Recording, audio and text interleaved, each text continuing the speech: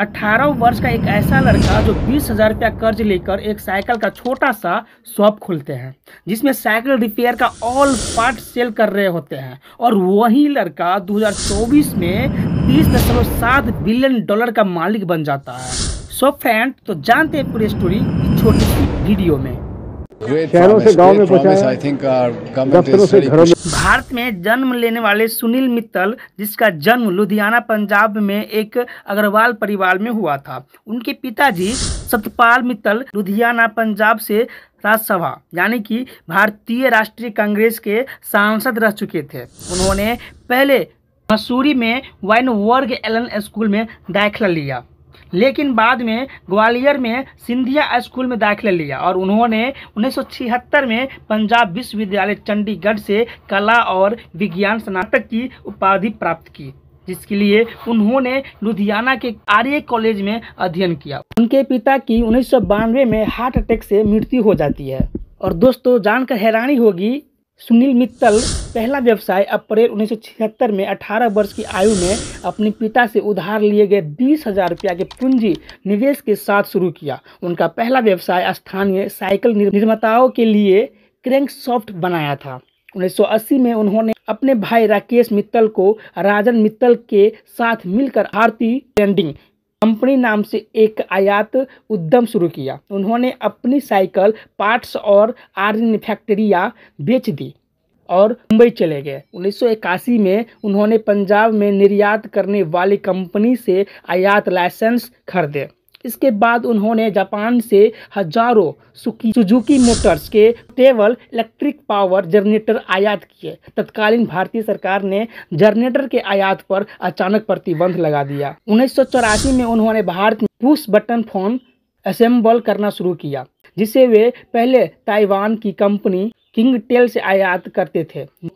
उस समय देश में इस्तेमाल होने वाले पुराने जमाने के भारी रोटरी फोन की जगह ले रहे थे। भारतीय टेलीकॉम लिमिटेड बीटीएल को शामिल किया गया और इलेक्ट्रॉनिक पुश बटन फोन के निर्माण के लिए जर्मनी की सीमेंस एजी के साथ तकनीकी समझौता किया। 1990 के दशक की शुरुआत तक Sunil fax machine, cordless phone और अन्य टेलीकॉम गियर बना रहे थे। सुनील कहते हैं कि 1983 में सरकार ने जेनसेट के आयात पर प्रतिबंध लगा दिया गया। मैं रातों रात कारोबार से बाहर हो गया। मैं जो कुछ भी कर रहा था वह सब रुक गया। मैं मुश्किल में पड़ गया। तब सवाल यह था कि मुझे आगे क्या करना चाहिए। फिर अवसर मेरे पास आया। ताइवान में रहते हुए मैंने पुश बटन फोन की लोकप्रियता देखी, कुछ ऐसा जो भारत ने तब तक नहीं देखा था। हम अभी भी बिना स्पीड डायल या रीडायल के उन रोट डायल का इस्तेमाल कर रहे थे। मैंने अपना मौका महसूस किया और दूरसंचार व्यवसाय को अपनाया। मैंने विट्टल ब्रांड नाम से तहत टेलीफोन आंसरिंग फैक्स मशीन का विपणन शुरू किया और कंपनी ने बहुत तेजी से तरक्की की। उन्होंने अपने पहले पुश बटन फोन का नाम मिट ब्राउ रखा। 1992 में उन्होंने भारत में नीलाम किए गए 4 मोबाइल फोन नेटवर्क लाइसेंसों में एक के लिए सफलतापूर्वक बोली लगाई गई। दिल्ली सेलुलर लाइसेंस के लिए शर्तें में से एक यह भी थी कि बोली लगाने वाले के पास दूरसंचार ऑपरेटर के रूप में कुछ अनुभव हो। इसीलिए मित्तल ने फ्रांसीसी दूरसंचार समूह विवेंडी के साथ एक सौदा किया। वह मोबाइल दूरसंचार व्यवसाय को एक प्रमुख विकास क्षेत्र के रूप में पहचानने वाले पहले भारतीय उद्यमी में एक थे। उनकी योजना को अंततः 1994 में सरकार ने मंजूरी दी और उन्होंने 1995 में दिल्ली में सेवाएं शुरू की। जब 1997 में एयरटेल ब्रांड नाम के तहत सेलुलर सेवाएं देने के लिए भारतीय सेलुलर लिमिटेड बीसीएल का गठन किया गया। कुछ ही वर्ष में भारतीय 2 मिलियन मोबाइल ग्राहकों का आंकड़ा पार करने वाली पहली दूरसंचार कंपनी बन गई।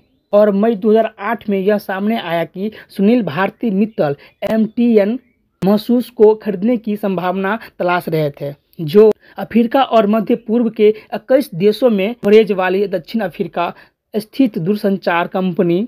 फाइनेंशियल टाइम्स ने रिपोर्ट किया कि भारतीय एमटीएन में 100% हिस्सेदारी के लिए 45 बिलियन अमेरिकी डॉलर की पेशकश करने पर विचार कर रही थी, जो किसी भारतीय फर्म द्वारा अब तक का सबसे बड़ा विदेशी अधिग्रहण होगा। हालांकि दोनों पक्ष कर्ता की अस्थायी प्रकृति पर जोर देते हैं, जबकि द इकोनॉमिस्ट पत्रिका ने कहा कि अगर कुछ भी हो तो भारतीय शादी कर लेगी, क्योंकि MTN के पास अधिक ग्राहक, उच्च राजस्व और व्यापक भौगोलिक कवरेज है। हालांकि वार्ता टूट गई क्योंकि MTN महसूस ने भारती को नई कंपनी की लगभग सहायता की, सहायक कंपनी बनाकर वार्ता को उलटने की कोशिश की। मई 2009 में भारती एयरटेल ने फिर से पुष्टि की कि वह MTN के साथ बातचीत कर रही थी और कंपनी 21 जुलाई 2009 के संभावित लेन देन पर विशेष रूप से चर्चा कर लेने के लिए सहमत हुई।